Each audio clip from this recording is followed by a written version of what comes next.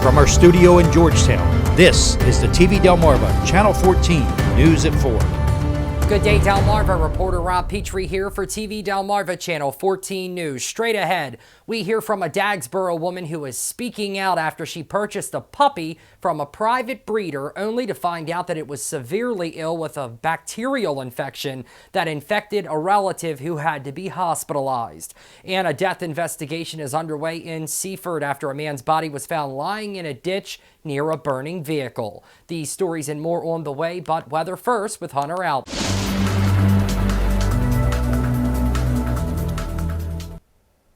Good Thursday, Delmarva. We'll be seeing plenty of rainfall across the region today, and it's actually quite dreary out there for the most part.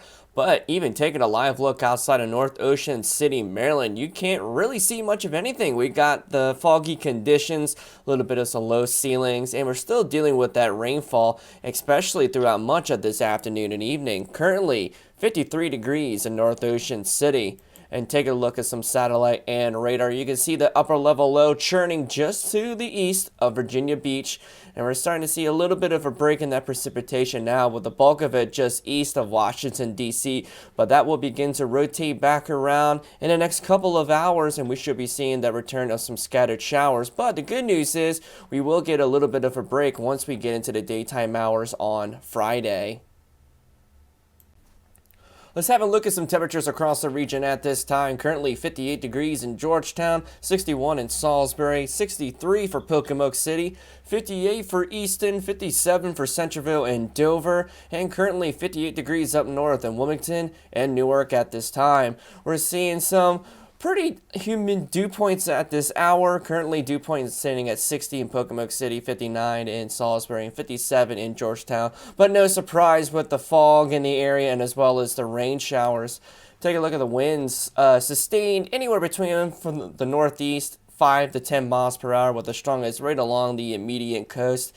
And we got some wind gusts anywhere between about 10 and 15 miles per hour for the most part. Currently gusting to 14 in Georgetown, 13 in Salisbury, 13 as well for Easton, 14 for Centreville, and out of the north in Dover at 11 miles per hour. Now we will get a break from the rain on Friday with some even warmer conditions, but we may be looking at some thunderstorms once we get into this weekend. But I'll have more details regarding those threats in just a little while. A Dagsboro woman is speaking out, claiming she purchased a puppy from a private breeder here in Sussex County, only to discover that it was severely ill with a bacterial infection that infected her son and her father, who had to be hospitalized. Alexis Boylan says she purchased her Caucasian Shepherd Drax back in January from a Facebook puppy page that operated out of Delmar, only to realize that once she got it home that it was gravely ill with serious bacterial infection called Campylobacter that can affect humans, and did, seriously sickening her father and son. I was scrolling on Facebook and I saw this woman selling Caucasian Shepherd puppies, and they were adorable. So I begged my husband for one, and we saved up. He was $2,000, which was a little expensive for us, but that's pretty standard. We saved up, though. Yeah. Right, for those breeds. Yes, it is. So I sent her a message. She sent me a big long reply back that her dogs are, some of the best dogs you can get. They'll come somewhat potty trained, vaccinated, healthy, vet checked, all of those things. I even went to her page. She had good reviews. So I went to her house. I picked my puppy. I gave her a $300 deposit. And she told me my puppy would be ready the first week of February. So getting closer to the first week of February, I think it was towards the end of January, I messaged her and said, what day can I come pick up my puppy? I know you said the first week of February, I just want to set a date. And she said, actually, you can come get him. And it was about 2 days after I sent her the message, which was January 23rd. And she said, he'll be 6 weeks on January 23rd. You can come get him that day. Which was a surprise to me because I thought that puppies had to be 8 weeks before you could pick him up. But I was excited, so I went, I got him, I brought him home. Immediately within 10 minutes of bringing him home, he had stomach issues, diarrhea on the floor immediately. I didn't know if that was normal or not, so I thought maybe he's just getting used to puppy food. He just weaned off of his mom. So About 3 days later, I sent her a message letting her know he's had these problems since I got him. Is that normal? She told me to feed him white rice and that it was perfectly normal for him to have diarrhea constantly, 5-6 times a day, just water. And I said, okay, you're the breeder, yes, So a couple days after that, my dad got really sick. He had a fever, stomach problems, and he was shaking with the fever. And he said, I have to go to the hospital. After, I think it was 2 days of being sick, he went to the hospital. He was hospitalized. And they told him he has Campylobacter, which is a bacterial infection that people or pets can get. And it can cause fever, diarrhea, cramps, nausea, vomiting. And, we thought, well, must be something. Well, I didn't relate it to the puppy at that point. But then my son got sick about 2 days later, and he had the same symptoms. So I took him to his doctor. He got tested. He also had Campylobacter. Both doctors told us that this is something you can catch from a puppy, and I needed to get my puppy tested. I messaged the woman, told her my puppy was still sick. She said, I'll pay for your puppy to see my vet. I took him to my vet. I wanted him to see my vet. So I took him to my vet, and he came back positive for Campylobacter, Giardia, which is like a parasite that lives in the intestines. And it also, I was told it's very contagious to other pets, and I have 2 other dogs.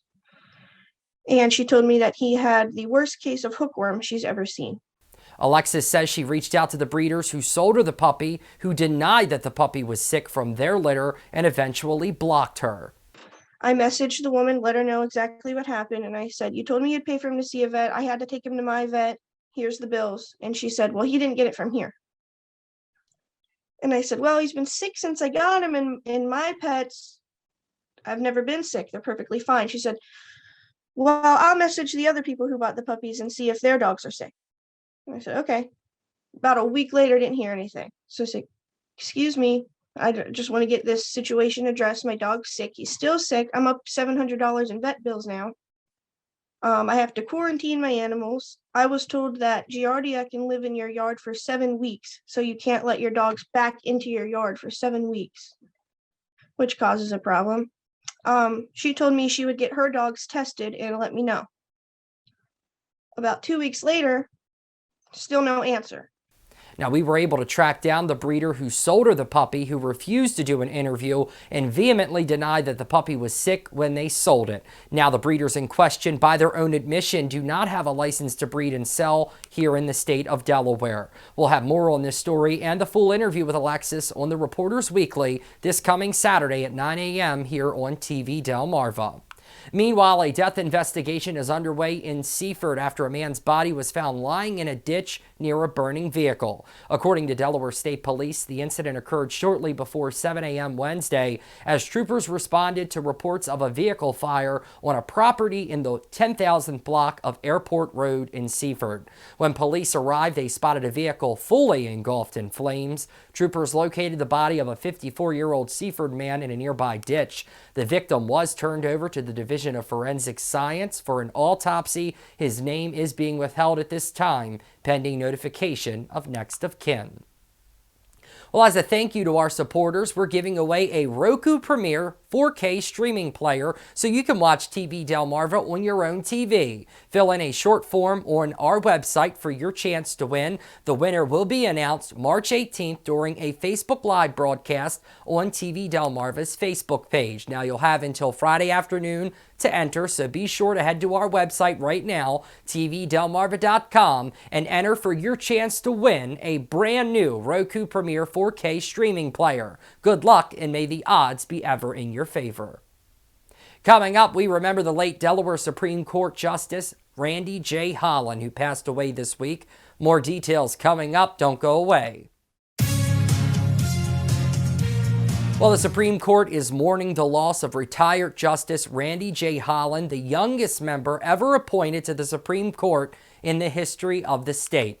The Delaware judiciary was saddened to learn of the passing of retired Justice Holland on Tuesday and sent their condolences to his family and friends and all those who worked with Justice Holland over his many years on the court.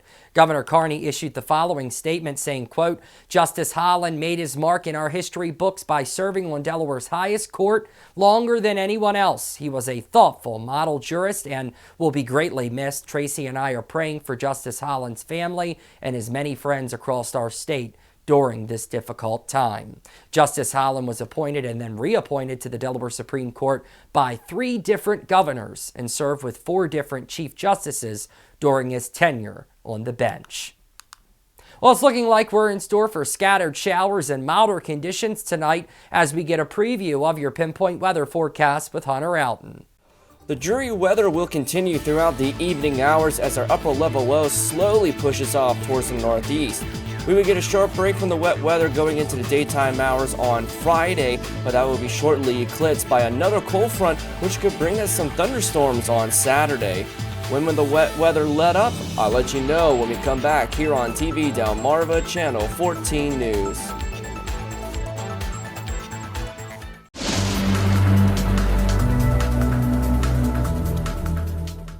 Well, we had some fairly wet conditions across areas of Delmarva, especially this morning, but we're not going to be quite done with the rain just yet because once we get into the overnight hours tonight, although we are going to be dealing with some scattered showers, but those are going to finally let out just before midnight.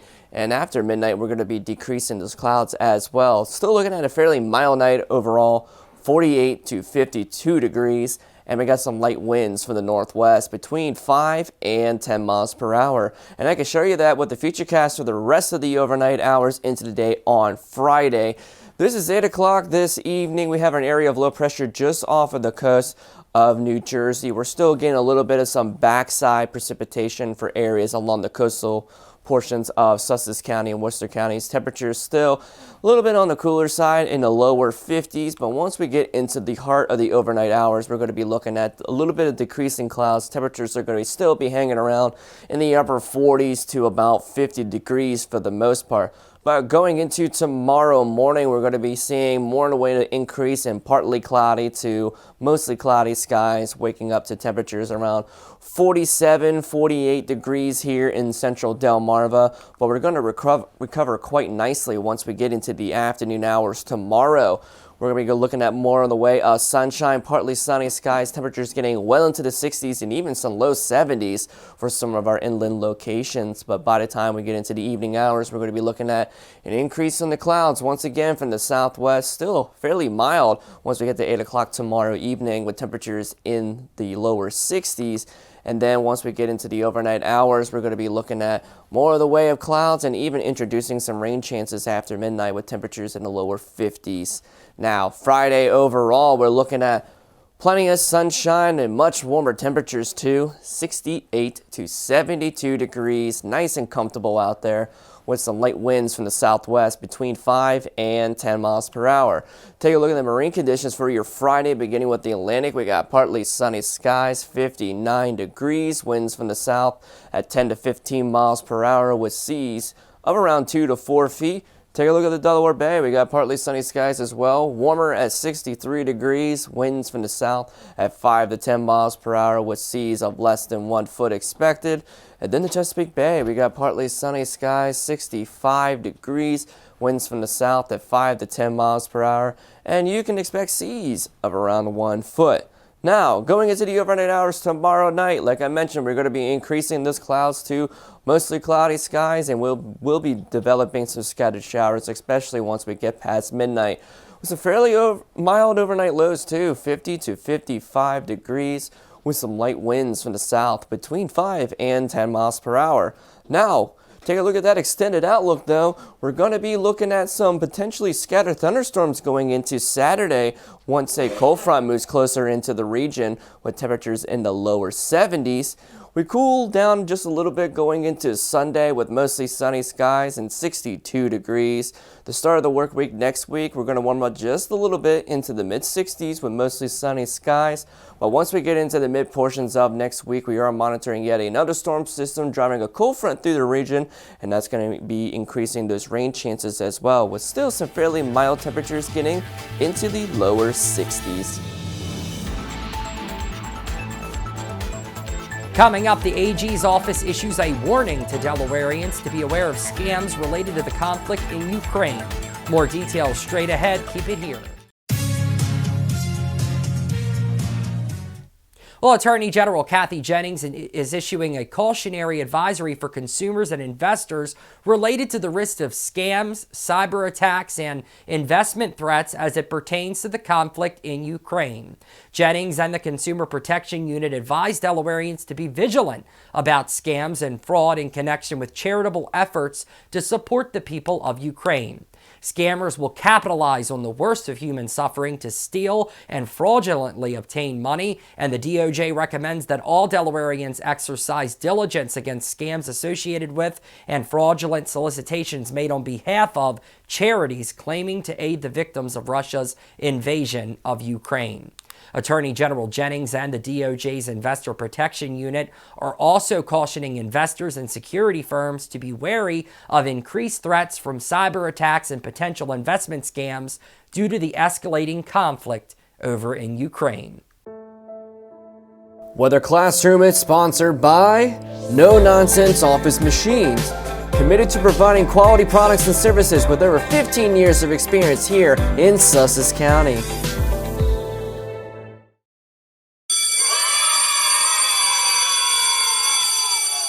Alright, ladies and gentlemen, today's weather lesson we will be talking about microburst.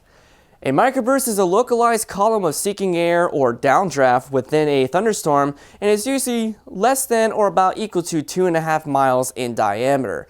Microbursts can cause extensive damage at the surface, and in some instances can also be life-threatening.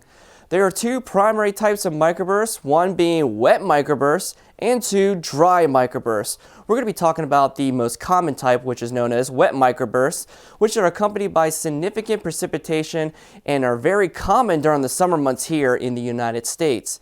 It all starts with the development of a thunderstorm and the water droplets and hailstones being suspended within the updraft. Now, sometimes an updraft is so strong, it keeps the large amounts of these droplets and hailstones into the upper portions of the thunderstorm.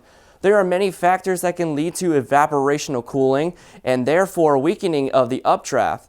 Once this occurs, it is no longer capable of holding the large core of rain or hail up in a thunderstorm. As a result, the core then plummets to the ground, and as it hits the ground, it spreads out in all directions. The location in which the microburst first hits the ground experiences the highest winds and the greatest damage overall. Now, wind speeds in microbursts can reach up to 100 miles per hour or even stronger, which is equivalent to an EF1 tornado. Winds this high can cause major damage to homes and other structures and level hundreds of trees in its path. It is very important that you take severe thunderstorm warnings just as serious as tornado warnings, especially for these kinds of events. Well, that about does it for us today, Delmarva. Be sure to follow us on Facebook at TV Delmarva and on our website, tvdelmarva.com, for real-time news and weather updates. And while you're there, be sure to sign our petition calling on the major cable providers to carry TV Delmarva on their platforms so we can provide this kind of local programming to all of Delmarva. Until next time, I'm Rob Petrie reporting for TV Delmarva Channel 14 News.